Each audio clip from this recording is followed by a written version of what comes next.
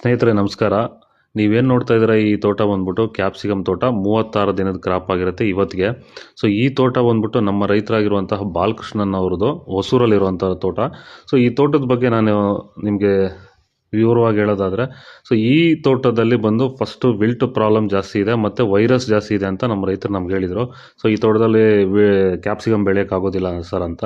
So ಹಾಗಾಗಿ ನಾವು ಇವ್ರಿಗೆ ಹೇಳಿದ್ವಿ, ನಾವು ಹೇಳೋ ಮೆಥಡಲ್ಲಿ ನೀವು ಮಾಡಿದ್ರೆ ಈ ವೈರಸ್ಸು ಆಗಲಿ ವಿಲ್ಟ್ ಆಗಲಿ ಕಂಟ್ರೋಲ್ ಮಾಡ್ಕೋಬೋದು ಅಂತ. ಸೊ ಹಾಗಾಗಿ ಇವ್ರಿಗೆ ಸ್ಟಾರ್ಟಿಂಗಿಂದ ಇದಕ್ಕೆ ಏನು ಮಾಡಿಸಿದ್ವು ಅಂದರೆ, ರಾಸಾಯನಿಕಗಳನ್ನ ಬಳಸದೆ ಕೇವಲ ಕೊಟ್ಟಿಗೆ ಗೊಬ್ಬರ, ಬೇವಿನ ಹಿಂಡಿಗಳನ್ನ ಬಳಸ್ಕೊಂಡು ಭೂಮಿಗೆ ಬಿಫೋರ್ ಪ್ಲಾಂಟೇಷನ್ ಮಾಡೋಕ್ಕಿಂತ ಮುಂಚೆ ವೈರಿಗಾನ್ ಒಂದು ರೌಂಡ್ ಸಾಯಿಲ್ ಅಪ್ಲಿಕೇಶನ್ ಕೊಟ್ಟಿದ್ವಿ. ಪ್ಲಾಂಟೇಷನ್ ಆದಮೇಲೆ ವೈರಿಗಾನ್ ಒಂದು ರೌಂಡು, ನೆಕ್ಸ್ಟ್ ವಾರದಲ್ಲಿ ಪ್ಲಾಂಟ್ ವೆಲ್ ಒಂದು ರೌಂಡು ಸಾಯಿಲ್ ಅಪ್ಲಿಕೇಶನ್ ಮಾಡ್ಕೊತ ಅದೇ ರೀತಿ ಕಂಟಿನ್ಯೂ ಮಾಡಿಸಿದ್ವಿ. ಮೇಲೆಗಡೆ ಪ್ಲಾಂಟ್ ವೆಲ್ನ ಸ್ಪ್ರೇ ಮಾಡ್ಕೊಂಡು ಬರ್ತಾ ಇದ್ದಾರೆ. ನೋಡಿ, ವೈರಸ್ ಹತೋಟಿಗೆ ಬಂದಿದೆ, ವಿಲ್ಟ್ ಹತೋಟಿಗೆ ಬಂದಿದೆ.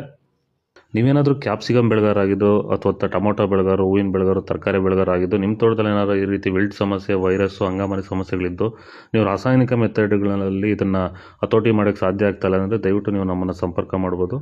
ನಿಮಗೆ ಸಂಪೂರ್ಣ ಮಾಹಿತಿನ ನಾವು ಒದಗಿಸ್ತೀವಿ ಅಂತ ಹೇಳ್ತಾ ಈ ವಿಡಿಯೋನ ಮುಗಿಸ್ತಾ ಇದ್ದೀವಿ. ಹೆಚ್ಚಿನ ಮಾಹಿತಿಗಾಗಿ ಕರೆ ಮಾಡಿ. ಧನ್ಯವಾದಗಳು. ನಮಸ್ಕಾರ.